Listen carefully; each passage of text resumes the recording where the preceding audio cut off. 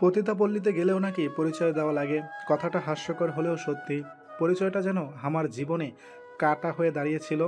শুনেছিলাম সবার জীবনেই নাকি কিছু খারাপ অধ্যায় থাকে, সেগুলো নাকি হাজার চেষ্টা করলেও বদলানো যায় না। সব সময় নাকি সেই অধ্যায়গুলো জীবনে তাড়া করতে থাকে। কিছু কিছু অধ্যায় তো একসময় মানুষকে ডিপ্রেশনে ফেলে দেয়। আমার জীবনে ঠিক তাই হয়েছিল। কোথায় জন্ম হয়েছে, বাপ মাকে, এসব কিছুই জানতাম না আমি। যখন জ্ঞান হলো তখন থেকেই রেল স্টেশনে থাকি। লোকে টোকাই বলতো।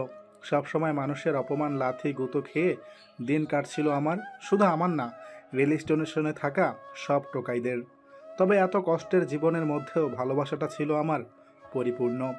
মেয়েটার নাম ছিল নীলিমা। আমাদের প্রেম কাহিনীটা যেন পুরো রেল স্টেশনে জড়িয়েছিল। ওকে আমি শখ করে নীলু বলে ডাকতাম। ও আমার মতো অনাথ ছিল। সব সময় দুজনে একসাথে ঘুরতাম, যা খাবার পেতাম দুজনে মিলে খেতাম। আমাদের প্রেমটাই কোনো বাধা ছিল না। বাবাই ছিল না, শাসন করবে কে? যখন আমার বয়স 13 কি 14, সেই সময় একদিন একটা আঙ্কেলকে বাঁচিয়েছিলাম। ছিনতাইকারীরা ধরেছিল টাকা নেওয়ার জন্য। সেই সুবাদেই আমার জীবনটায় পরিবর্তন এসেছিল। একটু আলোর মুখ দেখতে পেয়েছিলাম। আঙ্কেল আমাকে ওনার বাড়িতে নিয়ে যেতে চাইছিল। পড়াশোনা করাতে চেয়েছিল আমাকে। প্রথমে তো আমি না করেই দিয়েছিলাম, কিন্তু পরে আবার রাজি হয়েছিলাম। সেটা নীলুর জন্য। ওকে যখন কথাটা বলেছিলাম খুব খুশি হয়েছিল। শুধু ও না, বাকি বন্ধুরা অনেক খুশি হয়েছিল। ওদের একটা বন্ধু শিক্ষিত হবে, বড় ডাক্তার ইঞ্জিনিয়ার হবে, সেটাতে নাকি অনেক গর্ব হবে ওদের। পরের দিন চলে এসেছিলাম ওদেরকে ছেড়ে, চলে এসেছিলাম নীলুকে ছেড়ে। সেদিন আসতে অনেক কষ্ট হয়েছিল আমার। বয়সটা কম ছিল আমাদের, কিন্তু ভালোবাসাটা গভীর ছিল। নীলুও অনেক কেঁদেছিল সেই দিন, তবে আমার সামনে না, আমি চলে যাবার পর। পরে আঙ্কেলের বাড়ি গিয়ে দেখলাম আঙ্কেলের বাড়িটা অনেক বড় ছিল, অনেক ধনী উনি। আঙ্কেলের একটা মেয়ে ছিল, নাম রাইসা। ওর স্কুলেই ভর্তি করে দিয়েছিল আমাকে। ওর সাথে স্কুলে যাওয়া আসা করতাম। প্রথম দিকে তো ভালোই লাগতেছিল না। মনটা সবসময় রেল স্টেশনে পড়ে থাকতো। প্রতিদিনই যেতাম ওদের কাছে, দেখা করতাম নীলুর সাথে।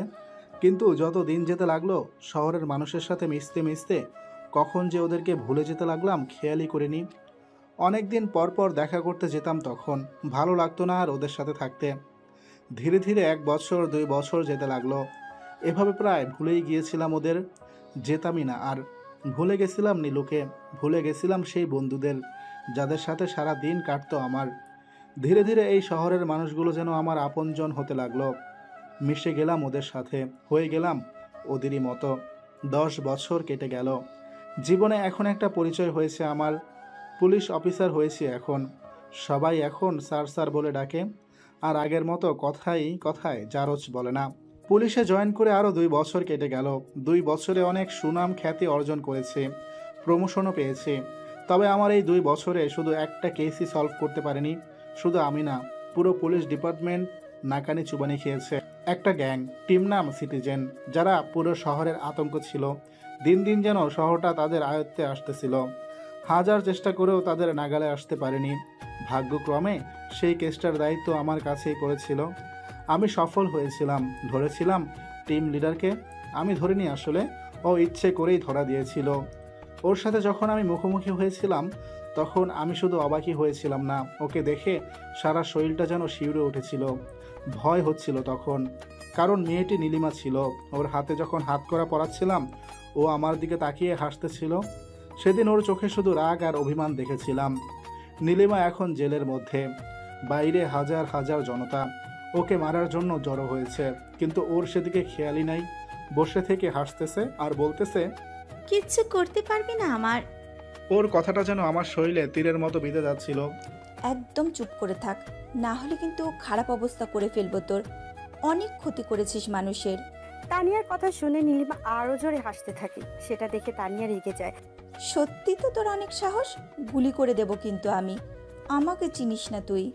আমাকে গুলি করার আগে ফোনটা ধর, তাহলে বুঝতে পারবি। সাথে সাথে তানিয়ার ফোনটা বেজে ওঠে। ফোনটা রিসিভ করতেই তানিয়ার মুখটায় কেমন যেন হতাশার ছাপ স্পষ্ট হয়ে ওঠে। সেটা দেখে নীলিমা আবার হাসতে থাকে। কি হয়েছে তানিয়া, কোনো প্রবলেম কি? হুম, মা আর বোনকে কিডন্যাপ করেছে ও। ওকে তো আমি। তানিয়া পিস্তল নিয়ে এগিয়ে যায়। তোর ওই রাগটা না নিজের পকেটে রাখ, আমাকে দেখাতে আসিস না, না হলে তোর মা আর বোন চান্দে। তানিয়া পিস্তলটা নামিয়ে ফেলে। আমি ওখানে দাঁড়িয়ে থেকে নীলিমার কথাগুলো শুনছিলাম শুধু। নীলিমা এরকম হবে এটা আমি ভাবতেও পারিনি। তোদের কি মনে হয় আমাকে তোরা ধরে নিয়েছিস? আমি ইচ্ছে করে ধরা দিয়েছি তোদের কাছে। আমাকে ধরার সাধ্য তোদের নেই। আসলে আমি তোদের সামনে আসতে চাইছিলাম, বিশেষ করে তোর স্যারের সামনে। আমাকে দেখিয়ে তানিয়াকে কথাগুলো বলল নীলিমা। নীলিমার কথা শুনে সব পুলিশ আমার দিকে তাকালো অন্য দৃষ্টিতে। বিষয়টা ওদের বুঝতে না দিয়ে প্রশ্ন করলাম আমি, আমার সামনে মানে কি বোঝাতে চাচ্ছেন? আপনি অনেক ক্ষমতাবান, আপনার চেয়ে বড় আর কেউ নেই, ভুলে যাবেন না আইনের হাত কিন্তু অনেক লম্বা। তাই না? অনেক লম্বা। আচ্ছা, আমাকে আটকে রেখে দেখা। 1 ঘন্টা সময় দিলাম, এর মধ্যে আমি তোদের সামনে দিয়ে বেরিয়ে যাব। যদি তোরা আটকে রাখতে পারিস তাহলে মনে করব তোদের অনেক শক্তি। দেখা যাবে। হঠাৎ বাহির থেকে দুটো পুলিশ আসে। স্যার, বাইরের অবস্থা খুব খারাপ। পাবলিককে তো কন্ট্রোল করাই যাচ্ছে না, কি করব আমরা? কি করবো মানে? আটকে রাখো ওদের, ভেতরে তো আসতে দেওয়া যাবে না। স্যার। ওদের আটকে কি করবেন স্যার? ওরা তো ওই রকমই। এতদিন আমার নাম শুনলে ভয় পেত, যেই দেখছে আমি আজকে জেলে, সবাই চলে এসেছে একসাথে। একটু পরে আবার চলে যাবে। নীলিমার কথায় আর কান দিলাম না। একটু পরে আমার ফোনেও ফোন আসলো। ফোনটা রিসিভ করতেই ওপাশ থেকে চিৎকারের আওয়াজ শুনতে পেলাম। চিৎকার শুনেই বুকের মধ্যে কেমন যেন করে উঠল। চিৎকার শুনে বুকের মধ্যে কেমন যেন করতে লাগলো, কারণ ওপাশ থেকে রাইসার গলার আওয়াজ শোনা যাচ্ছিল। কান্না করতেছে ও। প্লিজ আশিক, কিছু একটা করো, খুব কষ্ট হচ্ছে আমার। কান্না করতে করতে কথাগুলো বলল রাইসা। ওর কথাটা শুনে খুব কষ্ট হচ্ছিল, দম বন্ধ হয়ে আসতেছিল আমার। নিজেকে কন্ট্রোল করে বললাম, রাইসা শান্ত হও, কিছু হবে না তোমার, আমি আসতেছি, একটু ধৈর্য ধরো। আর কিছু বলার আগেই ফোনটা কেটে গেল। আমি চেয়ারে গিয়ে বসে পড়লাম। উপরে প্রচণ্ড জোরে ফ্যান চলতেছে, কিন্তু আমার শরীর তবুও ঘেমে যাচ্ছিল। বাইরে প্রচণ্ড কোলাহল, আর ভেতরে একের পর এক ফোন আসতেছিল। সবারই এক কথা, ওকে ছেড়ে দাও। সবার অবস্থাই খারাপ হয়ে গিয়েছিল। বারবার নীলিমার দিকে তাকাচ্ছিলাম, ও আমাকে দেখে শুধু হাসতেছে। হাসিটা অন্যরকম, কোনো মানে নেই এর। কেমন যেন অন্যরকম একটা রহস্য লুকিয়ে আছে হাসির মধ্যে। কিছুক্ষণের মধ্যে কোর্ট থেকে জামিন চলে এসেছে। বাধ্য হলাম ওকে ছেড়ে দিতে। তবে আমি এতক্ষণে বুঝলাম নীলিমার অনেক পাওয়ার। যে কয়েকটা ফোন এসেছে সব সমাজের বড় বড় মাথাদের। বাধ্য হয়ে জেল খুলে দিতে বললাম। নীলিমা বের হয়ে আসলো। আমরা সবাই মাথা নিচু করে দাঁড়িয়ে আছি, কারণ ওর কথাই সত্যি হলো। 1 ঘন্টাও ধরে রাখতে পারলাম না ওকে। মাথা নিচু করে আছিস কেন? সবাই পারলি ধরে রাখতে। ওর কথা শুনে খুব রাগ হচ্ছিল। মন চাচ্ছিল ওখানেই ওকে ইনকাউন্টার করে দিই, কারণ ওকে দেখে খুব ঘৃণা হচ্ছে আমার। আচ্ছা, কিছু বলতে হবে না তোদের, জানি বলার মতো কিচ্ছু নেই তোদের। আসলে দোষটা তোদের না, তোরা তো চুনুপুটি, বড় বড় রাঘব পোয়াল আমার কথাই উঠে বসে। নীলিমার কথা শুনে তানিয়া পিস্তল নিয়ে এগিয়ে যায় ওর দিকে। তোকে তো অনেকক্ষণ ধরে কথা বলছিস, কি মনে হয় তোর আমরা কিছু করতে পারবো না তোর? আর একটা কথাও বললে এখনই এনকাউন্টার করে দেব কিন্তু আমি। নীলিমা ওর কথা শুনে হাসতে থাকে। বড় বোকা তুমি, এই বুদ্ধি নিয়ে চাকরি পেলে কিভাবে? আমাকে যদি মেরে ফেলো তোমার মা বোনের কি হবে দেখতে পারবে? আর ওদের? তানিয়া পিস্তলটা আর সোজা করে রাখতে পারে না, ওর হাত কাঁপছে। ভয়ের জন্য না, পরিবারের জন্য। আমি তানিয়াকে সরিয়ে আনলাম ওখান থেকে। একটা কথা মনে রেখো, খারাপ কাজ করে কিন্তু বেশি দিন টিকে থাকা যায় না। আজ হয়তো বেঁচে গেলে, কিন্তু একদিন না একদিন তো ধরা পড়তেই হবে। সেদিন আসবে না, তার আগেই। আর কিছু বলতে গিয়েও বলল না নীলিমা। বাইরে থেকে আরও কিছু লোক আসলো। ওদের দেখেই মনে হচ্ছে গুন্ডা। সবাই এসে নীলিমাকে সালাম দিল। বুঝতে বাকি রইল না ওরা নীলিমার লোক। আমরা দাঁড়িয়ে থেকে ওদের করা ঘটনাগুলো দেখছিলাম, মনে হচ্ছে আমরা দর্শক। একটু পর নীলিমা আবার বলতে শুরু করলো, বাহিরের কি অবস্থা রে? চলে গেছে সব স্বার্থবাদী পাবলিক। না আপু, এখনই যায়নি, তবে চলে যাবে আমরা বের হলেই। ওদের মধ্যে কেউ একজন বলে উঠল, স্যার চলেন, আমাদের গাড়ি পর্যন্ত পৌঁছে দিয়ে আসেন, না হলে পাবলিক আবার মারতে পারে। নীলিমা কথাটা আমাকে উদ্দেশ্য করে বলল। কি আর করার, এগিয়ে দিতে গেলাম। কষ্ট করে ধরে এনে আবার নিজেকে এগিয়ে দিতে হচ্ছে গাড়িতে। এর চেয়ে অপমানের আর কিছুই নাই মনে হয়। নীলিমার লম্বা সারের গাড়ির বহর নিমিষেই শেষ হয়ে গেল। ধীরে ধীরে সাধারণ মানুষও চলে গেল। তবে এমনি যায়নি, অনেক অপমান করে গেছে আমাদের। সব কিছু কেমন যেন কল্পনার মতো লাগতেছে আমার কাছে। কি হচ্ছে এসব? জীবনে ভাবিনি এরকম অবস্থায় দাঁড়াতে হবে আমাকে। চেয়ারে গিয়ে বসে রইলাম। একের পর এক সিগারেট শেষ হয়ে যেতে লাগলো। নিজেকে আজ নিজের কাছে লজ্জিত মনে হচ্ছে। সমাজের কিছু বড় মাথার জন্য এভাবে চলে যায় এরা, সবার সামনে দিয়ে হাসতে হাসতে। একটু পর তানিয়া আসে, হাতে ফোন নিয়ে। স্যার, কথা বলতে চাই আপনার সাথে। কে? দেখেন স্যার, কথা বলেন আপনি। তানিয়া ফোনটা হাতে নিয়ে চলে গেল। ফোনটা রিসিভ করলাম। কাপা কাপা কণ্ঠে বললাম, হ্যালো, কে কে বলতেছেন? চিনতে পারছো না আমাকে? আমি তোমার সেই নীলু। চিনতে পারছো এখন? নীলু ডাকটা শুনে মনের মধ্যে কেমন একটা ভয় কাজ করতে লাগছিল। চিনতে পেরেছি। কেন করতেছো এরকম? কই, কি করলাম আমি? কিছুই তো করিনি, কেবল তো শুরু। পুরো শহর ধ্বংস করে দিব, কাউকে ভালো থাকতে দিব না, এমনকি তোমাকেও না। ভুল তো আমি করেছি, তাই না? যা শাস্তি দেওয়ার আমাকে দাও। এই সাধারণ মানুষরা কি করেছে? ওদের পিছনে কেন পড়ে আছো? কে ভুল করেছে? তুমি? জীবনেও না। তোমার তো কোনো দোষ নেই। তোমাকে তো আমি ভালোবাসি এখনো, সেই আগের মতোই। তুমি বাসো না? ওর কথায় আর কোনো উত্তর দিলাম না। রাইসা কোথায়? ওকে ছেড়ে দিয়েছো? রাইসা মানে? আমি কি বলি তার উত্তর না দিয়ে তুই রাইসাকে নিয়ে পড়ে আছিস? খুব খারাপ হবে দেখিস। বলেই ফোনটা কেটে দিল। আমি কিছু বলতে গিয়েও বলতে পারলাম না। থানা থেকে সোজা বাড়িতে চলে আসলাম। রুমে গিয়ে দেখলাম রাইসা এখনো আসেনি। আঙ্কেলের রুমে গেলাম। আঙ্কেল শুয়ে আছে। আমার আশাটা লক্ষ্য করেছে। আসিফ, তুমি এখন থানায় কাজ নেই নাকি আজকে? কাজ আছে, এমনি আসলাম। রাইসা এসেছে কি আঙ্কেল? না তো, রাইসা কোথা থেকে আসবে? সেই তো সকালবেলা বেরিয়েছে, বললো তো কলেজ আছে। কেন, কি হয়েছে? না, কিছু হয়নি। আপনি বিশ্রাম নেন, আমি আসি। অফিসে যেতে হবে আবার। তার মানে আঙ্কেল এসব কিছুই জানে না। বাইরে এসে রাইসাকে ফোন দিলাম, এখনও ফোন সুইচড অফ।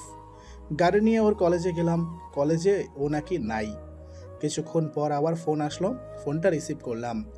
এত তাড়াহুড়ো করে লাভ আছে? শান্ত হও আর নিজেকে প্রস্তুত করো, কারণ এখন এমন একটা নিউজ দেবো সেটা শুনতে অনেক দমের প্রয়োজন হবে। হাসতে হাসতে কথাগুলো বলল নীলিমা। পারবে তো সহ্য করতে? কি বলতে চাচ্ছ তুমি? কি করেছো আবার? রাইসার যদি কিছু হয় আমি কিন্তু তোমাকে ছেড়ে কথা বলবো না। কথাগুলো একটু জোরেই বললাম। আরে থামো থামো, হঠাৎ ওই রাইসার জন্য এত দরদ কেন তোমার? কি এমন আছে ওর মধ্যে যা আমার মধ্যে নেই? অনেক কিছু নেই তোমার। সর্বপ্রথম মনুষ্যত্ব নেই তোমার মধ্যে। কারণ মানুষ হলে কেউ এরকম কাজ করতো না। মনুষ্যত্ব না? তোমার অনেক মনুষ্যত্ব, তাই না? আরে আমি তো তোমার মতো বেঈমান না, হার যাই করি, নিজের শেখরকে ভুলে যাইনি তোমার মতো। নীলিমার কথা শুনে আর কোনো উত্তর দিতে পারলাম না। উত্তরটা ছিল না আমার কাছে। রাইসা কোথায়? আছে, যেখানে থাকার কথা সেখানে। তুমি একটা কাজ করো, সোজা বাড়িতে যাও আর টিভিটা চালু করো, তাহলেই বুঝতে পারবে। এখন বাই, খুব শীঘ্রই দেখা হবে আবার। কথাটা বলেই ফোনটা কেটে দিল। আমি গাড়ি ঘুরিয়ে আবার বাড়ির দিকে রওনা দিলাম। দৌড়ে বাড়ির ভিতরে ঢুকলাম। টেনশন হচ্ছিল খুব। ভেতরে গিয়ে দেখলাম রাইসা আর আঙ্কেল টেলিভিশন দেখছে। টেলিভিশনের দিকে চোখ যেতেই পাটা থেমে যায় আমার। কারণ ব্রেকিং নিউজ বড় বড় করে লেখা উঠতেছে, ইন্সপেক্টর আসিফের সহযোগিতায় সিটিজেন মাফিয়া বস সবার সামনে দিয়ে বেরিয়ে গেল। গোপন সূত্রে জানতে পেরেছি ইন্সপেক্টর আসিফের সাথে নাকি তার অবৈধ সম্পর্ক রয়েছে। প্রত্যেকটা চ্যানেলে ব্রেকিং নিউজ হয়ে গেছে এটা। আঙ্কেল আর রাইসা আমার আশাটা লক্ষ্য করেছে। আমাকে দেখেই রাইসা তাড়াতাড়ি করে উঠে আসে আমার কাছে। কখন আসলে তুমি? আর টেলিভিশনে সব কি দেখাচ্ছে তোমার নামে? জানি না আমি কি হচ্ছে এসব। তুমি ঠিক আছো তো? জানো না মানে? সবগুলো চ্যানেলে এটা দেখাচ্ছে। মিথ্যা হলে কি দেখাতে পারতো? সবচেয়ে বড় কথা, মেয়েটা নিজেই এই কথা বলেছে লাইভে এসে। বাবা, কি বলতেছো এগুলো? আশিফকে তুমি চেনো না? ও কাজটা করবে তোমার বিশ্বাস হয়? কি হচ্ছে এসব? কিছুই বুঝতে পারতেছি না। আমি একটা জিনিস ভেবে পাচ্ছি না, যদি আসিফের সাথে মেয়েটার কোনো সম্পর্ক না থাকে, তাহলে ওই মেয়েটা এর পিছনে কেন পড়ে আছে? কারণ আছে আঙ্কেল, অনেক বড় কারণ। আমি পরে সবকিছু খুলে বলবো আপনাদের। তাই বল। চলো তো, রেস্ট নেবে। হুম। রাইসার সাথে রুমে গেলাম। বাথরুমে গিয়ে চোখে মুখে পানি দিলাম। কিছুক্ষণ পর নিজেই নিজের চেহারাকে দেখলাম, কত বড় বেইমান আমি। এসব কিছু আমার জন্যই হচ্ছে, আমাকে এটা বন্ধ করতে হবে যেভাবেই হোক। চোখে মুখে পানি নিয়ে বাইরে আসলাম। রাইসা খাটে বসে আছে তোয়ালে নিয়ে। আমিও গিয়ে খাটে বসলাম। রাইসা নিজেই চোখ মুখ থেকে পানি মুছতে লাগলো। আচ্ছা আশিক, এগুলো কিসের জন্য হচ্ছে? সত্যি কি তোমার কোনো দোষ আছে? জানি না আমি, তবে এসব কিছু আমার জন্যই হচ্ছে। আমি দায়ী এসবের জন্য। তুমি দেয় মানে? কি করেছো তুমি? বেইমানি করেছি আমি, সবার আশা নিয়ে প্রতারণা করেছি। নিজেকে নিজের কাছে লজ্জিত লাগতেছে এখন। কি বলো এগুলো? যা হয়েছে ভুলে যাও, কিচ্ছুই হবে না। আমি আছি না, কিচ্ছু হতে দেব না তোমাকে। গালে হাত দিয়ে বললাম ওর। কিছুক্ষণ বিশ্রাম নাও তুমি, তাহলে দেখবে নিজেকে অনেকটা হালকা লাগবে। রাইসা রুম থেকে বেরিয়ে গেল। আমি একটু ঘুমানোর চেষ্টা করলাম, কিন্তু ঘুমটা যেন সহজে আসছিল না। যেই একটু চোখটা লেগে আসতেছিল তখনই ফোনটা বেজে ওঠে। ফোনটা রিসিভ করতেই ওপাশ থেকে কর্কশ আওয়াজ ভেসে আসছে। কণ্ঠ শুনে বুঝতে পারলাম ডিআইজি স্যার। স্যার, বাড়িতে আমি। কেন, কি হয়েছে? কি হয়েছে মানে? তোমার মাথা ঠিক আছে? টেলিভিশনে কি দেখাচ্ছে এসব? ইমিডিয়েটলি থানায় আসো। আসতেছে স্যার। ঘুম আর হলো না। গাড়ি নিয়ে গেলাম আমার থানার দিকে। থানায় ঢুকতেই দেখলাম লম্বা গাড়ির বহর, সব পুলিশের গাড়ি। থানার ভিতরে ঢুকতেই সবাই যেন কেমনভাবে দেখতেছিল আমাকে, মনে হচ্ছে আজকে নতুন দেখতেছে। ওদের দিকে বেশি নজর না দিয়ে ভেতরে গেলাম। দেখলাম ডিআইজি স্যার সহ আরও অনেক স্যার আসে। সবাইকে একসাথে দেখে গলা শুকিয়ে যাওয়ার মতো অবস্থা। কি হবে কিছু বোঝা যাচ্ছে না। সবাইকে সালাম দিয়ে একটা চেয়ারে গিয়ে বসে পড়লাম। শুরু হলো একের পর এক প্রশ্ন। চলতে থাকলো 1 ঘন্টা ধরে প্রশ্ন, তাও যেন শেষ হচ্ছে না। অবশেষে সাসপেন্ড করা হলো আমাকে 6 মাসের জন্য। সাজাটা কমই মনে হচ্ছে আমার কাছে। আমি তো মনে করেছিলাম চাকরিটা চলে যাবে। ইউনিফর্মটা জমা দিয়ে সিভিল ড্রেসে বেরোলাম থানা থেকে। বারবার থানার দিকে তাকাচ্ছিলাম। আমি ভাবিনি কোনোদিন আমাকে এভাবে চলে যেতে হবে। হেঁটেই রওনা দিলাম। আকাশে বিদ্যুৎ চমকাচ্ছে, মনে হচ্ছে বৃষ্টি নেমে যাবে। সব মানুষ ব্যস্ত, নিজের জিনিস সামলানো নিয়ে ব্যস্ততা সবার মাঝে। অনেকেই আমাকে দেখে খারাপ খারাপ কথা বলতেছে, সেগুলো সবই শুনতে পাচ্ছি, কিন্তু তবুও না শোনার অভিনয় করে থাকতে হচ্ছে। কালো যারা আমাকে নিয়ে গর্ব করছিল, আজ তারাই আমাকে ধিক্কার দিচ্ছে। ওদেরকে দেখে আমার হাসি পাচ্ছে। মানুষ সত্যি বড় আজব, মিনিটের মধ্যেই নিজের রংটা পাল্টে ফেলে। বৃষ্টি শুরু হয়ে গেল। সবাই দৌড়াদৌড়ি করতেছে না ভেজার জন্য, তবে আমি আর দৌড়ালাম না। এভাবেই ভালো লাগতেছিল। বৃষ্টিতে ভিজতে ইচ্ছে করছিল। আজকে মনে হচ্ছে সত্যিই আমি একা। ঠিক আছে, যেমন ছিলাম এখনও সেরকম। সব কিছুই ছিল আমার মিথ্যে স্বপ্ন ভরা শহর। বৃষ্টিতে ভিজতে লাগলাম। আপনা আপনি চোখ থেকে জল বেরিয়ে আসলো। শুনেছি কান্না করলে নাকি নিজেকে অনেক হালকা লাগে। সন্ধ্যার দিকে বাড়িতে গেলাম। সব কিছু ভেজাই আছে এখনো। কলিং বেল বাজাতেই রাইসা দরজা খুলে দিল। তোমার এই অবস্থা কেন? হঠাৎ কোথায় চলে গেছিলা আমাকে না বলে? অফিসে গেছিলাম, কথাটা বলে ওকে পাশ কাটিয়ে উপরে চলে আসলাম। পেছন পেছন রাইসাও উপরে আসলো। বাথরুমে গিয়ে ফ্রেশ হয়ে রুমের ভিতর আসলাম। আমার কি হয়েছে তোমার? এরকম করতেছো কেন? চাকরিটা আর নেই।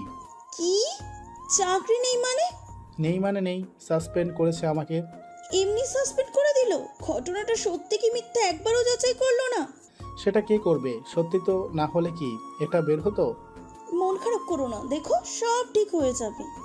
তুমি বসো, আমি খাবার নিয়ে আসি। বাইরে চলে গেল। সাথে সাথে ফোন আসলো আবার, আননোন নাম্বার। এখন ফোনটা রিসিভ করতেই ভয় লাগতেছিল। নীলিমাই ফোন করেছে আবার। ফোনটা রিসিভ করলাম, তবে আগে কিছু বললাম না। ওপাশ থেকেই আগে আওয়াজ আসলো। একটুতেই হাঁপিয়ে গেলে?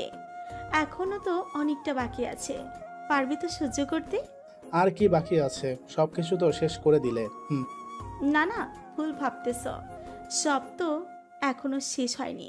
এখনো তো তোমার মাথার নিচের ছাদটা আছেই, তাই না? চাকরিটা তো কেড়ে নিলেই বাড়িটাও কেড়ে নিবে। কেন করতেছো এমন? ভালোবাসতে বলে আমাকে? এখনো বাসি তো, অনেক ভালোবাসি তোমাকে। তাহলে আমাকে কষ্ট দিচ্ছ কেন? ভালোই যখন বাসো। ভালোবাসলে বুঝি কষ্ট দেখা যায় না? জানি না, আমি তোমার সাথে সরাসরি কথা বলতে চাই। হুম, খুব অল্প দিনেই দেখা হবে আমাদের মধ্যে। আর হ্যাঁ, আরেকটা কথা, এই রাইসাটা কি হয় তোমার? কিছুই না। মিথ্যে কেন বলো? জানোই তো মিথ্যা বলে কোনো লাভ নেই। আমি তো সব জানি। হবু বউ তোমার, তাই না? সামনে মাসে বিয়ে। সত্যি বললাম তো? সত্যি, আমি রাইসাকে ভালোবাসি। বেচারি, কোনো দোষ না থেকেও মরতে হবে। ওকে বাই, তাহলে দেখা হবে। কি বললে? রাইসার যদি কিছু হয় আমি কিন্তু। কি কিন্তু? কিচ্ছু করতে পারবি না। তোকে আবার রাস্তায় থাকতে হবে। আবার টোকাই বলবে তোকে সবাই। তুই শুধু দেখতে থাক কি করি আমি। কথাগুলো বলেই ফোনটা কেটে দিল নীলিমা। আমি ওখানে বসে থাকলাম। আমার এখনো বিশ্বাস হচ্ছে না নীলিমা এরকম করবে। অনেক বদলে গেছে ও। বদলানোর জন্য হয়তো আমিই দায়ী। একটু পর রাইসা খাবার নিয়ে আসলো। এই নাও খাবার, খেয়ে নাও লক্ষ্মী ছেলের মতো। তুমি খেয়েছো? কি ভাবলে তুমি? তুমি না খেলে আমি খাবো? তুমি আগে খেয়ে নাও, তারপর আমি খাবো। আসো একসাথে খাই আজকে। কথাটা শুনে রাইসার মুখে কিঞ্চিত হাসি ফুটে উঠল। খুব খুশি হয়েছে ও। আমি জানি ও আমাকে অনেক ভালোবাসে। দুজনকে খাইয়ে দিলাম। যদিও মানসিক অবস্থা ঠিক ছিল না আমার, কিন্তু রাইসার মুখের হাসিটা সব দুঃখ ভুলিয়ে দেওয়ার মতো। শুয়ে পড়বে নাকি এখন? না, একটু পরে ঘুমাবো। ল্যাপটপটা একটু এদিকে দাও, কয়েকটা কাজ আছে। ল্যাপটপ দিয়ে আবার কি করবে? ঘুমিয়ে পড়ো তো। এমনি সারাদিন অনেক চাপ গেছে তোমার উপর দিয়ে। তুমি ল্যাপটপটা দাও, কিছুই হবে না, কাজটা খুব জরুরি। রাইসা ল্যাপটপটা দিয়ে বাইরে চলে গেল। নীলিমার বিরুদ্ধে যত প্রমাণ পেয়েছিলাম সব প্রমাণই একটা কপি করে ল্যাপটপে রেখে দিয়েছিলাম। প্রমাণগুলো আবার দেখতে লাগলাম। পুরো শহর জুড়ে এখন ওর লোকজন ছড়িয়ে আছে। অনেক এমপি মন্ত্রীরাও জড়িত, কিন্তু উপর মহলের জন্য চুপ করে থাকতে হয়েছিল। আর এখন তো একেবারে চুপ করাই দিল। একটু পর রাইসা আবার আসলো। কাজ হয়নি? কেবলই তো দেখতে লাগলাম, অনেক টাইম লাগবে। কি এমন দেখতেছো যার জন্য এত টাইম লাগবে? আমাকে কি দেখানো যাবে? আসো বসো এখানে। রাইসাকে সবকিছু দেখালাম। ও মাই গড, এতবার একটা মেয়ে এতবার পেলো কিভাবে? সেটাই তো জানি না। কেউ তো একজন আছে যে ওদেরকে অলওয়েজ সাপোর্ট দিচ্ছে। কিন্তু কে হতে পারে? আমার তো মনে হয় এর সাথে অনেকেই জড়িত, যাদেরকে আমরা প্রকাশ্য ভালো বলি। ওরা মুখোশের আড়ালে খারাপ কাজ করে। ঠিক বলছো। আজকে আমার কাছে যেসব ফোন এসেছিল সব অনেক বড় বড় লোকের, যাদের কথা ফেলার মতো সাহস আমার নেই। এসব চিন্তা বাদ দাও তো। এখন কি করবে এখন ভেবে দেখেছো কি? কি করব মানে? বুঝলাম না। বোঝাও লাগবে না তোমার, বুদ্ধু একটা। বললাম বিয়ে তো করবে আমাকে। কেন করব না? বিয়ের সাথে এর কি সম্পর্ক? বলা তো চাই না, মেয়েটা যা পাওয়ার দেখলাম, কখন যে কি করে বসে। কি করবে? মেরে ফেলবে, তাই তো? আর তাই করুক, ও আমাকে মেরে ফেলতে পারবে না। তোমাকে মারতে পারবে না কেন? আচ্ছা একটা সত্যি কথা বলবে? কি বলো? তুমি কি ওই মেয়েটাকে আগে থেকেই চিনতে? তোমার সাথে কি সত্যি ওর কোনো সম্পর্ক ছিল? অনেক আগে থেকেই চিনি ওকে। সম্পর্ক ছিল আমাদের মধ্যে। কেমন সম্পর্ক ছিল? ভালোবাসতে নাকি ওকে? ভালোবাসতাম। ভেবেছিলাম কথাটা সারা জীবন আড়ালেই থেকে যাবে, কিন্তু হঠাৎ যে এভাবে বেরিয়ে আসবে ভাবিনি আমি। কি হয়েছিল? কি করেছিল ওদের সাথে? বেইমানি করেছিলাম ওদের বিশ্বাসের সাথে, ওদের আশার সাথে। কি বলতেছো? কিছুই বুঝতেছি না আমি। রাইসাকে সবকিছু বললাম, কি হয়েছিল আমার সাথে আর কি করেছিলাম আমি। আমি তো সব কিছুই জানি না তোমার সম্পর্কে। কোনোদিন তো বলনি আমাকে। বলিনি, কারণ মনে করেছিলাম কথাটা আড়ালেই থেকে যাবে। তবে সত্যি কখনো চাপা থাকে না, একদিন না একদিন বেরিয়ে আসে, আর সেটার ফলও ভোগ করতে হয়। আমার যদি কিছু হয়ে যায় মাফ করে দিও আমাকে। কি হবে তোমার? এত চিন্তা করতেছো কেন? আমি আছি না, সব সময় পাশে থাকবো তোমার। সে বিশ্বাস আছে আমার তোমার উপর। জানি। এখন ভদ্র ছেলের মতন ঘুমিয়ে পড়ো তো। তুমিও যাও, ঘুমিয়ে পড়ো। রাইসা চলে গেল। আমিও ঘুমিয়ে পড়ার চেষ্টা করলাম। 4 দিন কেটে গেল। পুরো শহরটা যেন এখন শঙ্কিত। থমথমে পরিবেশ চারদিকে, কারণ এই 4 দিনে 4টা খুন হয়েছে। সবাই অনেক বড় বড় নেতা, ডিআইজি স্যারও রয়েছে এর মধ্যে। 4টা খুনই এমনভাবে করা হয়েছে, সবাই বলতেছে আত্মহত্যা, কিন্তু একজন হলে মানা যেত, 4 জন কেন আত্মহত্যা করবে? বাড়িতে বসে এই নিউজগুলো দেখতেছিলাম, তবে আশ্চর্যের বিষয়, এই 4 দিনে নীলিমা একবারও ফোন করেনি আমাকে। বিকেলের দিকে রাস্তায় বের হলাম। 5 দিন হলো বাড়িতেই ছিলাম। রাইসাও সাথেই আছে আমার। দুজন হাত ধরে রাস্তায় হাঁটছিলাম। হঠাৎ একটা গাড়ি এসে দুজনকেই ধাক্কা দেয়। আমরা দুজন দুদিকে আলাদা হয়ে যাই। মাথায় প্রচণ্ড লাগে। গাছের সাথে আমার। উঠে দেখি রাইসা নেই। ওর ফোনটা রাস্তায় পড়ে আছে। মোবাইলের সব কিছু এলোমেলো হয়ে গেছে। মাথা দিয়ে রক্ত বের হচ্ছিল আমার। তখন আমার কি করা উচিত ঠিক বুঝে উঠতে পারছিলাম না। রাস্তার একজন লোক ধরে নিয়ে গিয়ে গাড়িতে বসালো। আপনার তো অনেক রক্ত বেরোচ্ছে, হাসপাতালে নিতে হবে এখনই। একটু নিয়ে যাবেন? খুব কষ্ট হচ্ছে আমার। কথাগুলো বলতে গিয়ে বারবার বেঁধে যাচ্ছিল। আপনি একটু ধৈর্য ধরুন, এখনই নিয়ে যাচ্ছি। মিনিট 10 মধ্যেই হাসপাতালে পৌঁছে গেলাম। এই 10 মিনিট মনে হয় আমার কাছে 1 দিনের মতো লেগেছে। মাথাটাতে অনেক জোরেই লেগেছিল। হাসপাতালের ভেতরে যেতেই 2টা নার্স আসলো। ধরে নিয়ে গিয়ে বেডে শুয়ে দিল। অনেক রক্তক্ষরণ হয়েছে তো, লাগলো কিভাবে আপনার? আমি আর ওদের কথার উত্তর দিতে পারলাম না। 8টার দিকে জ্ঞান ফিরল আমার। পাশে তাকিয়ে দেখি আঙ্কেল বসে আছে। এখন কেমন লাগতেছে? ভালো লাগতেছে। রাইসার আর কোনো খোঁজ পেলেন? না তো, এখনো কিছুই জানতে পারিনি। কি হয়েছে তোমাদের সাথে তখন? অনেক কিছু। ও রাইসাকে ধরে নিয়ে গেছে। ওটাকে কার কথা বলতেছে? সেইটা মেয়ে নাকি? নীলিমাই ধরে নিয়ে গেছে রাইসাকে। আমাকে বেরোতে হবে এখনই। এখন কিভাবে বের হবে? তোমার তো অবস্থা এখন ভালো না। তার চেয়ে ভালো পুলিশকে খবর দেই, যা করার ওরাই করবে। পুলিশ কিছু করতে পারবে না, আমাকেই বেরোতে হবে। আর কিচ্ছু হবে না, আপনি বাসায় যান। ওকে, যা হয় জানাবে আমাকে। আঙ্কেল বাসায় চলে গেল আর আমি বেরিয়ে পড়লাম গাড়ি নিয়ে। কিছু জানি না আমি কোথায় যাব, কি করব। ঘুরতে ঘুরতে সেই স্টেশনের কাছে গেলাম যেখানে আমার অতীত লুকিয়ে আছে, যেখানে আমার শুরু। অনেক বছর পর আজকে আবার রেল স্টেশন আসলাম। এখনও সেই আগের মতোই আছি। সব কিছু, রাস্তার লাইটগুলোর অবস্থা আবছা আবছা আলোয় চারদিকটা যেন অন্ধকার হয়ে আছে। সেই রাস্তার পাশ দিয়ে সবাই শুয়ে আছে। না আছে কোনো বালিশ, না আছে কোনো কাঁথা। সবাই একসাথে জড়ো হয়ে শুয়ে আছে। ওদেরকে দেখে আমারও সেই পুরনো দিনের কথাগুলো মনে পড়তেছে। সারাদিন মানুষের গালাগাল খেয়ে রাতে সে ট্রাফিক পুলিশের মার খেতে হতো। আবার দিনটা যেন মার খেতেই চলে যেত। যখন চোখটা একটু বুঝে আসতো, আচমকাই লাঠির বাড়ি পড়তো পিঠে। আবার উঠে যেতে হতো অন্য জায়গায়। দিনগুলো যেন এভাবেই কাটতো। এখনো কিছুই বদলায়নি। ছোট বড় সবাই ঘুমিয়ে আছে। চারদিকটা যেন পুরো স্তব্ধ। কোনো লোক সমাগম নেই। রেল লাইনের পাশ দিয়ে ধীরে ধীরে হাঁটতে লাগলাম আর রাস্তায় শুয়ে থাকা মানুষদের দিকে তাকাচ্ছিলাম। ধীরে ধীরে সামনে যেতে লাগলাম।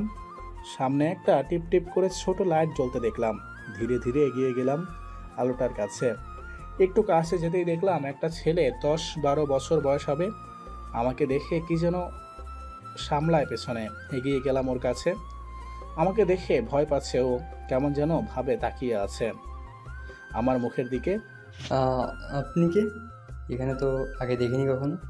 পুলিশ আপনি, তাই না? পুলিশ না আমি, ভয় পেও না। আমি তোমার মতোই একজন। সত্যি আপনি পুলিশ না? পুলিশ না। জানেন, পুলিশরা না অনেক খারাপ। এমনই মারে আমাদের, শুধু কিছু খেতে লাগলে কাইরা নেয়। তোমরা কিছু বলো না। কি করবো স্যার, আমার কথা যে কেউ শোনে না। সবাই মারে আমাদের। সারাদিন কিছু খাইনি, কেউ খাইবার দিতে চায় না। কাম চাইলে মাইরা দেয় রাতে। আবার কেউ কেউ কাম কইরা লয়, টাকাই দেয় না। আজকে খেয়েছি কি? পেছনে কি তোমার? এভাবে লুকিয়ে রেখেছো কেন? আমার কথায় ছেলেটা পেছন থেকে ধীরে ধীরে হাতটা সামনে আনলো। খেয়াল করে দেখলাম একটি খাওয়া পাউরুটি অর্ধেক আছে শুধু। সারাদিন কিছু খাইনি, অনেক খোঁজাখুঁজি এইটুকু পেয়েছি, তাই লুকিয়ে লুকিয়ে খাচ্ছিলাম। আচ্ছা, তুমি আমার সাথে আসো। কোথায় স্যার? আপনি কই লইয়া যাইবেন? মারবেন না তো আবার? আরে না, মারবো কেন তোমাকে? আসো আমার সাথে। তুমি না বললে কিছু খাওনি সারাদিন, তাই খেতে নিয়ে যাব তোমাকে। সত্যি খাওয়াইবেন আমারে? খাওয়াবো তোমাকে। স্যার একটা কথা কই, কিছু মনে করবেন না তো? বলো, কি বলবে? আমার আরও 2টা বন্ধু আছে, ওরাও সারাদিন খেতে পায়নি। আপনি কইলে ডাক দিমু করে। যাও ডেকে আনো তুমি। আমি এখানে বসে রইলাম। 2টা মিনিট স্যার, এই জামু আর আসমু। ছেলেটা কথাটা বলেই দৌড় দিল। মুখটা হাসিতে ফুটে উঠেছে ওর। আমি ওখানেই বসে রইলাম। ছেলেটাকে দেখে বারবার আমার অতীতের কথাগুলো মনে পড়তেছে। এরকমভাবে দিন কাটতো আমাদের। একবেলা খেতে পেলে 2 বেলা খেতে পারতাম না। একটু পর 2 জনকে সাথে নিয়ে ছেলেটি আসলো। ওদের চোখে যেন এখনও ঘুমটা আছেই, কিন্তু তবুও অনেক খুশি ওরা। পেট ভরে খেতে পারবে তার জন্য মনে হয়। ওদেরকে সাথে করে পাশের একটা হোটেলে গেলাম। ওদের পছন্দের খাবারের অর্ডার করতে বললাম। 3 জন এখন খাওয়ায় ব্যস্ত। আমিও ওদের পাশেই বসে আছি, তাকিয়ে থেকে ওদের খাওয়া দেখতেছিলাম। স্যার আপনি খাইবেন না? না, তোমরা খাও, আমার খিদে নেই। আবার খেতে লাগলো ওরা। এতক্ষণে মাথা প্রচণ্ড ব্যথা করতেছে আমার। হালকা হালকা মৃদু বাতাস বইছে চারদিকে। মাথাটা অনেক ভারী ভারী লাগতেছে ব্যান্ডেজ অবস্থায়। আচ্ছা, একটা কথা বলি তোমাদের। কি করবেন স্যার? নীলিমা নামের কাউকে চেনো তোমরা? এখানেই থাকতো আগে। আমার কথাটা শুনে নিমিষেই ওদের হাসিমাখা মুখটা কালো বর্ণ ধারণ করলো। খাওয়া বন্ধ করে দিল। কি হলো, তোমরা এরকম করতেছো কেন? ভুল কিছু বললাম কি? স্যার আপনি ওই বেইমানি করলেন আমাদের সাথে? আপনি পুলিশ তাই না? নীলা আপারে ধরতে আসছেন? আরে না, এমনি জিজ্ঞেস করলাম তোমাদের। তখন বললাম না আমিও তোমাদের মতন একজন। আমিও আগে অনাথ ছিলাম তোমাদের মতো। আচ্ছা স্যার, একটা কথা কম। বলো। আপনি নীলাপারে কে হন? কেউ না তো, এমনি জিজ্ঞেস করলাম তোমাদের। আচ্ছা, তোমরা কি সত্যিই জানো না ও কোথায় থাকে? জানি না স্যার, উনি আমগো মায়ের মতো। উনি বলছেন আমাদের আর অনাথ থাকতে হবে না, আমগরে ও বাড়ি হবে, স্কুলে পড়মু সবাই মিললা। ভালো। এত কথা না বলে খাওয়া শেষ করো। ছেলেগুলো আর কোনো কথা বলল না, আবার খাওয়া নিয়ে ব্যস্ত হয়ে পড়ল। একটু পর ওদেরকে নিয়ে আবার রেল লাইনের কাছে আসলাম। 3 জন অনেক কথা বলতেছে, কিন্তু আমার টেনশনটা ছিল অন্য। যেভাবেই হোক রাইসাকে খুঁজে বের করতে হবে। রাতে ওখানে কাটিয়ে দিলাম। অনেক বছর পর আজকে স্টেশনে ঘুমালাম। এখানে ঘুমানো যে কতটা কষ্ট, যে এক রাত থাকবে সেই বলতে পারবে। সূর্যের কনকনে তাপ মুখে আসতেই ঘুমটা ভেঙে গেল। উঠে দেখলাম সবাই কাজ নিয়ে ব্যস্ত, আবার কেউ শুইনি। আর উঠে গাটা ঝেড়ে নিলাম। প্যান্ট আর শার্টে ময়লা ছিল। পকেটে হাত দিয়ে ফোনটা বের করলাম। 9 বার কল এসেছে। ফোনটা সাইলেন্ট ছিল, আমার খেয়ালই নেই। সবগুলো কলই পুলিশ স্টেশন থেকে এসেছে। পুলিশ স্টেশন থেকে কেন ফোন দিয়েছে বিষয়টা বুঝতে পারলাম না, তাই ওইদিকে হাঁটা দিলাম। ক্ষুধাও প্রচণ্ড পরিমাণে লেগেছে। পাশের একটা দোকান থেকে পাউরুটি আর একটা কলা খেয়ে থানায় গেলাম। অনেকদিন পরে থানাতে আসলাম আবার। সবাই আমাকে দেখে স্যালুট দিচ্ছিল। বিষয়টা মোটেও বুঝতে পারলাম না। ভেতরে গেলাম। ভেতরে যেতেই দেখলাম অনেক বড় বড় স্যার এসেছে। এরা সেদিনও ছিল। আসতে পারি স্যার? দরজার সামনে দাঁড়িয়ে বললাম। এসো। ভেতরে গিয়ে দাঁড়িয়ে রইলাম। বসো এই চেয়ারে। একটা বয়স্ক স্যার বলল, ওনাকে এর আগে দেখিনি কখনো। আমাকে কেন ডাকা হয়েছে জানতে পারি কি স্যার? অবশ্যই, আমরা দুঃখিত। বুঝলাম না স্যার, দুঃখিত কি জন্য? স্যার, উনি আমাদের নতুন ডিআইজি স্যার। তানিয়ার কথায় বুঝতে পারলাম যে কথা বলছে উনি ডিআইজি। আমি তোমার বিষয়ে সব কিছু তদন্ত করেছি। আমার মনে হয়নি তুমি এরকম কাজ করেছো, তাই তোমাকে আজ থানায় ডাকলাম। স্যার, আমাকে কেন ডেকেছেন সেটা কি জানতে পারি আমি? অবশ্যই, আমরা সবাই মিলে সিদ্ধান্ত নিয়েছি তুমি আবার এই কেসটা হ্যান্ডেল করো। আশা করি আমাদের কথাটা রাখবে। স্যার, আমাকে তো সাসপেন্ড করেছেন, আমি কিভাবে কেস হ্যান্ডেল করব? সাসপেন্স বাতিল করা হলো, তুমি আবার সেই আগের মতো কাজে ফিরে এসো সতেজ মনোভাব নিয়ে, কারণ তোমার উপরে নির্ভর করবে এই শহরের বাচ্চা মরা। আমি চেষ্টা করব স্যার, শেষ রক্তবিন্দু পর্যন্ত। সেই বিশ্বাস আমার আছে। তোমার নামে অনেক কিছু শুনেছি আগে, এবার দেখাবো না হয়। স্যার, দোয়া করবেন। যাও, ড্রেস পরে এসো। এই পোশাকটা মানাচ্ছে না তোমাকে। দেশের স্বার্থের জন্য পোশাকটা আবার পরে নিলাম। পোশাকটার মধ্যেই যেন অন্যরকম একটা সতেজতা আছে। আবার গেলাম ওদের কাছে। বা অনেক সুন্দর লাগতেছে তো তোমাকে, দেখতে পুরো দেশের সৈনিকের মতো লাগতেছে। থ্যাঙ্কস স্যার, দোয়া করবেন যেন দেশের সেবা করতে পারি। এই নাও পিস্তল। পিস্তলটা হাতে তুলে নিলাম। আর এই নাও এনকাউন্টারের পারমিশন। নীলাকে যেখানে পাবে, যদি সম্ভব না হয় ধরতে, সোজা এনকাউন্টার করে দেবে। উপর থেকে সব পারমিশন আছে। স্যারের কথাটা শুনে মনের মধ্যে কেমন যেন করে উঠল। পিস্তলটা হাতে কাঁপতেছিল আমার। কেন কাঁপছিল সেটা জানি না। একটু পর গাড়ি নিয়ে বেরিয়ে পড়লাম নীলাকে খুঁজতে। শুধু আমি না, পুরো পুলিশ ফোর্স লেগেছে। স্যার, কতদিন খুঁজবো? এইভাবে পাওয়া সম্ভব না। তাহলে কিভাবে পাবো? যেভাবে হোক খুঁজতে হবে। রাইসা ওর কাছে আছে, জানি না কি করতেছে ওর সাথে ও। স্যার, এত টেনশন করেন না, কিছু করবে না ও। কারণ আজ পর্যন্ত ও নির্দোষ কাউকে মারেনি। যাদের মেরেছে ওরা সত্যি খারাপ। কে বলতেছে এগুলা? ওর পক্ষ নিচ্ছ নাকি? ওর পক্ষ না স্যার, এই কয়েকদিন ওর কেসটা নিয়ে অনেক ঘাটাঘাটি করেছি।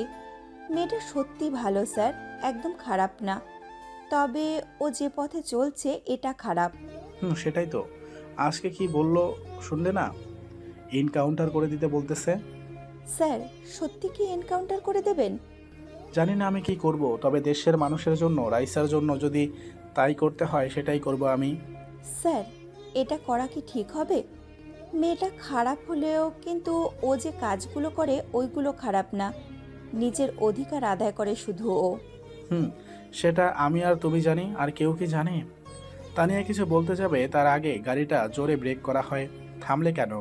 সামনে অনেক ভিড়, অনেক লোকজন দাঁড়িয়ে আছে, নেমে দেখতে হবে কি হয়েছে। ওর কথা শুনে আমি গাড়ি থেকে নামলাম। পুরো রাস্তায় অনেক জ্যাম, লোকজন অনেক জড়ো হয়েছে। সবাই কি যেন দেখতেছে। ওদের সামনে এগোতে লাগলাম। ভেতরে গিয়ে দেখলাম সবাই রাস্তার পাশে মনিটরের দিকে তাকিয়ে আছে। খবর হচ্ছে, সবাই সেটা মনোযোগ দিয়ে শুনতেছে। পর্দায় তাকাতে আমিও চোখটা সরাতে পারলাম না। পর্দায় নীলিমাকে দেখাচ্ছে, ও কিছু বলতেছে, কিন্তু সেটা শোনা যাচ্ছে না। তবে নিচের ব্রেকিং নিউজটা দেখে অবাক না হয়ে পারলাম না। ওখানে লেখা ছিল, লাইভ মার্ডার দেখতে চাইলে রাত 9টায় আমাদের চ্যানেলে চোখ রাখুন। ওখান থেকে বাইরে আসলাম সবাই। স্যার এগুলো কি হচ্ছে? নিউজ চ্যানেল কি পাগল হলো নাকি? সেটা তো আমিও বুঝতে পারতেছি না। তাছাড়া ওখানে নীলিমাকেও দেখালো, ব্যাপারটা কিছুই বুঝলাম না। Live murder? স্যার আমিও ফার্স্ট টাইম এরকম শুনছি। টেলিভিশনে বলে দিচ্ছে 9টায় মার্ডার হবে। এটা নীলিমারই কাজ, আমি জানি ওই এইসব করতেছে। স্যার আপনার ধারণা যদি ঠিক হয় তাহলে একবার ভেবে দেখেছেন কি মার্ডারটা কার হতে পারে? রায়সান নয় তো? না, এটা হবে না। তার আগে আমরা পৌঁছে যাব। যেভাবেই হোক রাইসাকে আমাকে বাঁচাতে হবে, তা না হলে আঙ্কেলের কাছে আমি মুখ দেখাতে পারবো না। তাহলে দেরি করেন না স্যার, চলে যাই। বিকেল তো হতে চললো, যা করার আমাদের তাড়াতাড়ি করতে হবে। একটা কাজ করো, আরও পুলিশ আসতে বলো, যত আছে সব। আজকে এর একটা সমাধান করব। সন্ধ্যার মধ্যে পুরো পুলিশ ফোর্স এসে যায়। নীলিমা কোথায় আছে সেটার খোঁজও পাওয়া গেছে। স্যার এখন অ্যাটাক দেওয়া ঠিক হবে না, কারণ এই সময় ওদের সাথে আমরা পারবো না। নীলিমার অনেক পাওয়ার। সেটা আমি জানি, আমাদের আর ওয়েট করতে হবে না। 8টার সময় আমরা মিশনে যাব। তুমি সবাইকে রেডি থাকতে বলো। 1 ঘন্টা বসে থাকলাম। 8টার দিকে নীলিমার পুরো আস্তারা ঘিরে ফেললাম, কিন্তু অবাক করার বিষয়, একটা ছেলেকেও খুঁজে পেলাম না যারা নীলিমার ওখানে কাজ করে। স্যার সবাই পালিয়ে গেছে নাকি? কাউকে তো দেখছি না। তাই তো মনে হচ্ছে। উপরে যেতে হবে সবাইকে, মনে হয় উপরে লুকিয়ে আছে ওরা। চলেন স্যার। সবাই মিলে উপরে গেলাম, কিন্তু উপরেও কাউকে পেলাম না। কি হচ্ছে এসব? সবাই গেল কোথায়? কেউ তো নেই স্যার। পুরো ঘর তো অন্ধকার, লাইট দাও কেউ। আমার কথায় একজন লাইট দিল। লাইটের আলো পড়তেই দেখলাম সামনের চেয়ারে রাইসা বাঁধা অবস্থায়। সামনে এগোতে যাব আমি, তার আগেই টেলিভিশন চালু হয়ে যায়। আমাদের সবাইকে দেখা যাচ্ছিল টেলিভিশনে। সবাই অবাক হয়ে যায় বিষয়টা দেখে। যেখানে আছো সেখানেই থাকো, আর এক পায়ে গুলে দুম করে ফেটে উঠবে। কথাগুলো শুধু শোনা যাচ্ছিল, তবে দেখা যাচ্ছিল না কাউকে। কণ্ঠ দেখেই বুঝেছি এটা নীলিমা। একটু পর পেছন থেকে বেরিয়ে আসলে নীলিমা, এক হাতে পিস্তল আর এক হাতে রিমোট নিয়ে। নীলিমাকে দেখেই সবাই বন্দুক তাক করে ধরে ওর মাথায়। আরে দাঁড়াও, এত গুলি করলে তো মরে যাব। একজন ধরো। তুমি ধরা পড়ে গেছো, আজকে পালানোর কোনো রাস্তা নেই তোমার কাছে আর। তাই নাকি? আমি তো আগেই বলেছি নীলিমাকে ধরা অসম্ভব। সামনে একটু তাকিয়ে দেখো তোমার হবু বইয়ের দিকে। নীলিমার কথায় সামনে তাকালাম, দেখলাম চেয়ারের সাথে বোম ফিট করা। দেখেছ? এই দেখো রিমোট, যদি একটা চাপ দেই না, কেউ বাঁচবে না এখানে, সবাই মারা যাবে। পিস্তল নামাও সবাই। সবাই পিস্তল নামিয়ে ফেলে। আমি বলেছিলাম না আমাকে ধরার সাধ্য তোমাদের নেই? আমি ইচ্ছে করে তোমাদের এখানে এনেছি। মানে কি বলতে চাচ্ছ তুমি? কিছুই না, আমাকে ধরতে এসেছো? এত লোকজন কেন? তুমি একা আসলেই তো পারতে, তাই না? সত্যি চলে যাবার সময় এসে গেছে আমার। এসব বলার কোনো লাভ নেই তোমার। পালানোর সব দরজা এখন বন্ধ। বেশি চালাকি করলে এনকাউন্টার করে দিব। এনকাউন্টার না, মৃত্যুর ভয়টা তো অনেক আগেই ছেড়ে দিছে। যেদিন প্রিয় মানুষটা প্রতারণা করেছিল সেই দিনই তো মরে গেছে। আমাকে মারবি? তাই তো মার। আমার সামনে এগিয়ে আসতে আসতে কথাগুলো বলল নীলিমা। তোকে তো খুব সাহস না তোর? অনেক অপমান করেছিস আমাদের, কিছু করতে পারবো না তোর, তাই না? দেখ কি করি। কথাটা বলার সাথে সাথে তানিয়া নীলিমাকে জোরে 2টা থাপ্পড় মারে। নীলিমা পড়ে যায়। থাপ্পড়টা খুব জোরে লেগেছে, কারণ গাল কেটে রক্ত বেরোচ্ছে। মার, আরো মার। পারবি তো শুধু আমাদের মারতে? আমাদের তো কেউ নাই, বাবা মাকে সেটা তো জানি না, আদর তো কোনোদিনও পাইনি। সব সময় তোদের লাথি গুঁতো অপমান সহ্য করতে করতে জীবনটা পার হয়ে যায় আমাদের। আমাদের কি দোষ রে? ইতিম হয়ে জন্মেছি এটাই দোষ, নাকি তোদের পাপ কাজের জন্য আমাদের জন্ম হওয়াটা দোষ? কেউ বুকে হাত দিয়ে বলতে পারবি আমাদের সাথে কোনোদিন ভালো ব্যবহার করেছিস তোরা? মাঝরাতে তোদের লাঠির বাড়ি খেতে হয় আমাদের, কেন একটু ভালো করে বলতে পারিস না? যত অধিকার শুধু আমাদের উপরেই খাটাতে পারিস। রাঘব বোয়ালগুলোকে তো ধরতে পারবি না জীবনে। সারা জীবন ওদের পা চাটতে চাটতে তোদের দিন যাবে। নীলিমা একসাথে কথাগুলো বলতেছিল, সবাই চুপ করেছিল, কিন্তু এবার মুখ খুলল তানিয়া। স্যার, এ কিন্তু অনেক বেশি বলছে। আমি কিন্তু এনকাউন্টার করে দিলাম। এত বেশি কথা বলিস কেন রে? পারবি এনকাউন্টার করতে আমারে? চুপ করে আছি বলে ভাবিস না কিছু বলতে পারবো না। তোর মতো সোনার চামচ মুখে নিয়ে জন্মাইনি আমি, তাই বেশি কথা বলিস না। তানিয়া চুপ করো, তুমি বেশি কথা বলো না। মানে কি বলছেন? চুপ করে থাকবো? বসে বসে আর বানোয়াট কথা শুনবো? কোনটা বানোয়াট?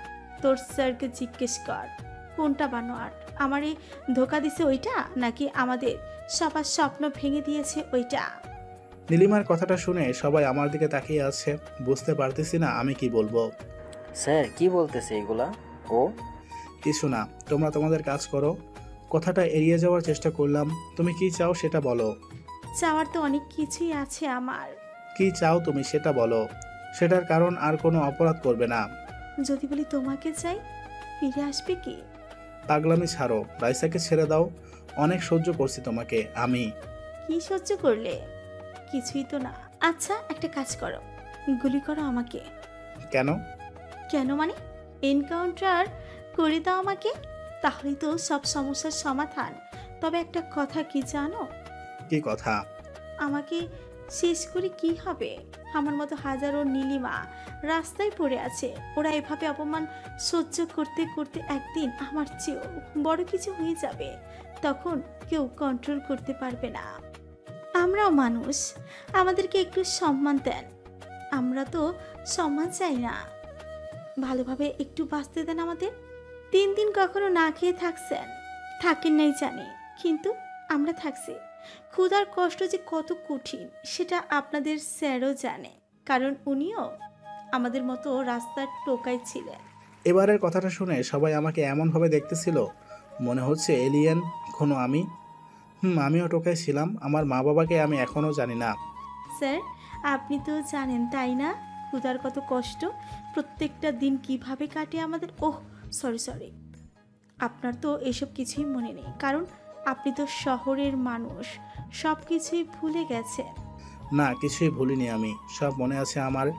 এখনও সেই রাতগুলোর কথা মনে পড়লে আমার শরীর শিউরে ওঠে। আমি চেষ্টা করেছিলাম পাল্টানোর, কিন্তু সম্ভব হয়নি।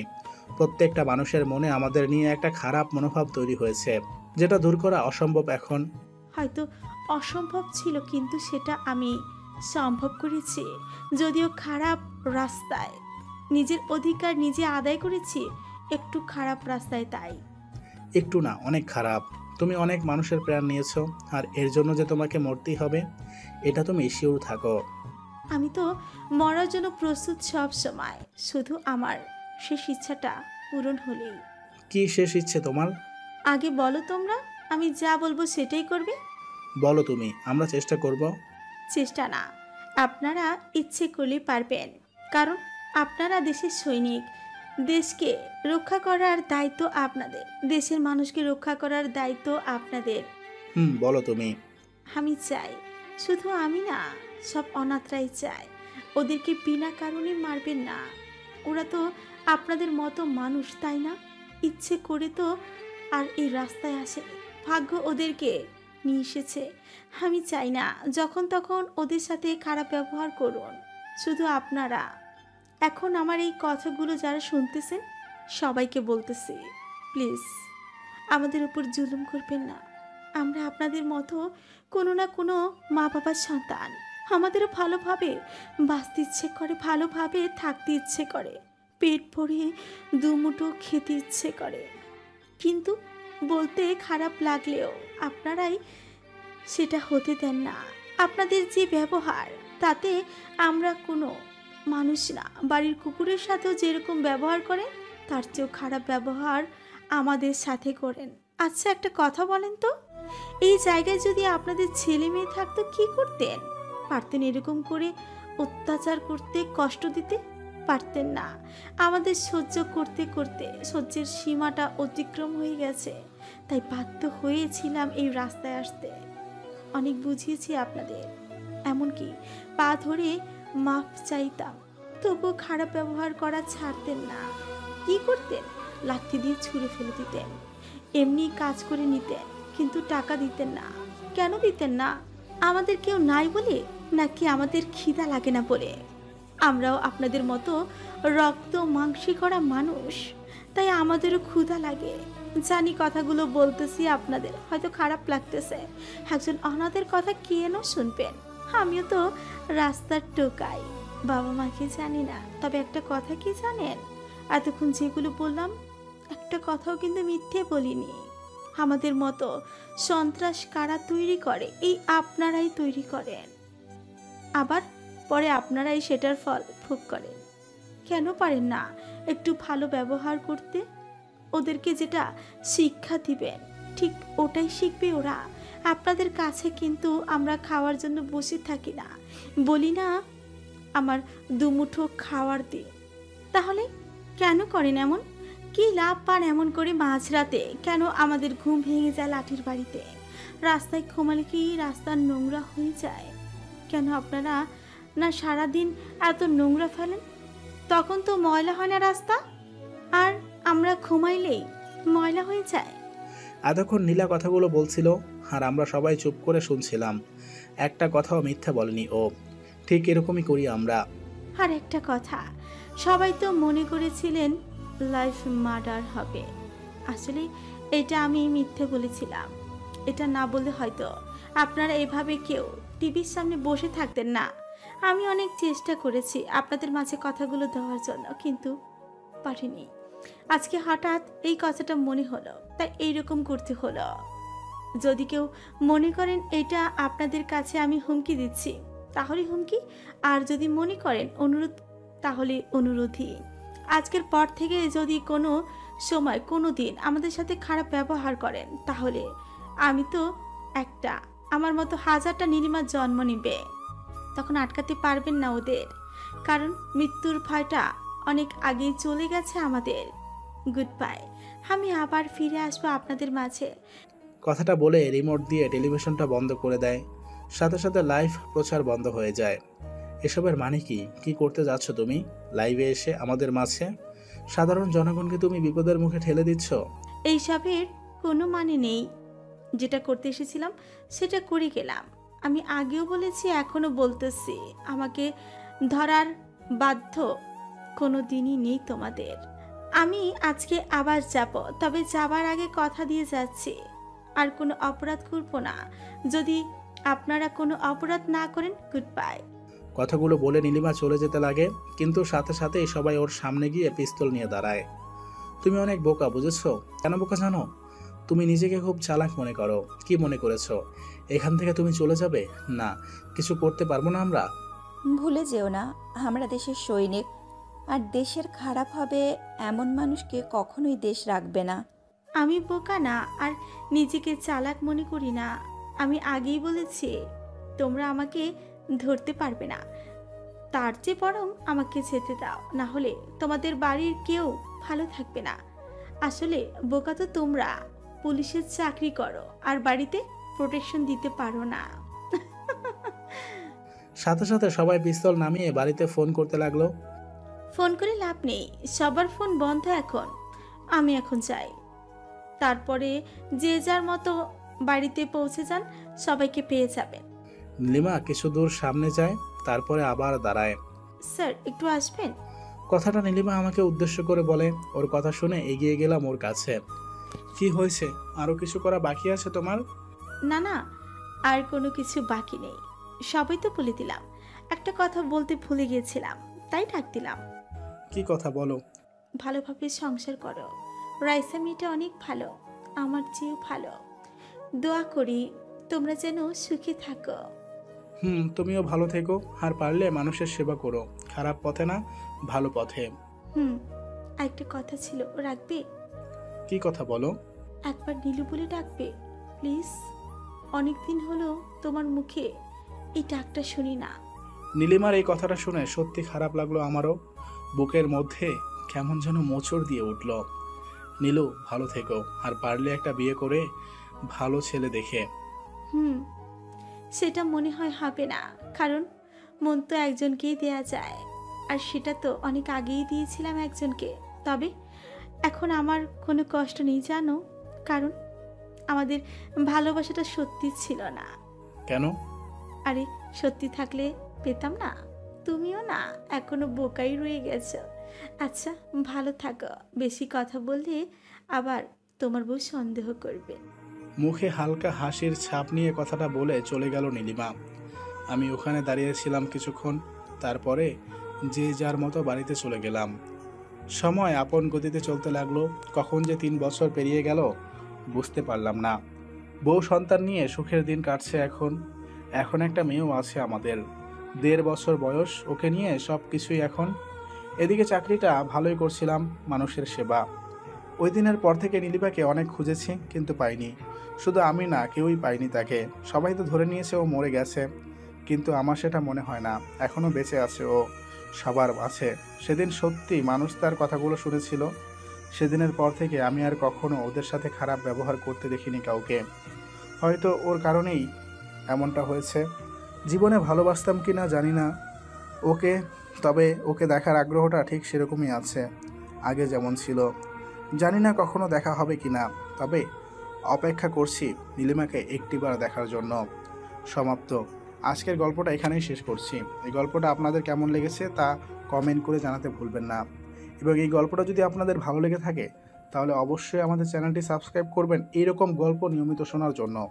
আর ইতিমধ্যে যদি আপনি চ্যানেলটি সাবস্ক্রাইব করে থাকেন তাহলে আপনাকে অসংখ্য ধন্যবাদ। আজকের মতো বিদায় নিচ্ছি, আবারও কথা হবে পরবর্তী গল্পে। সে পর্যন্ত সবাই ভালো থাকবেন, সুস্থ থাকবেন।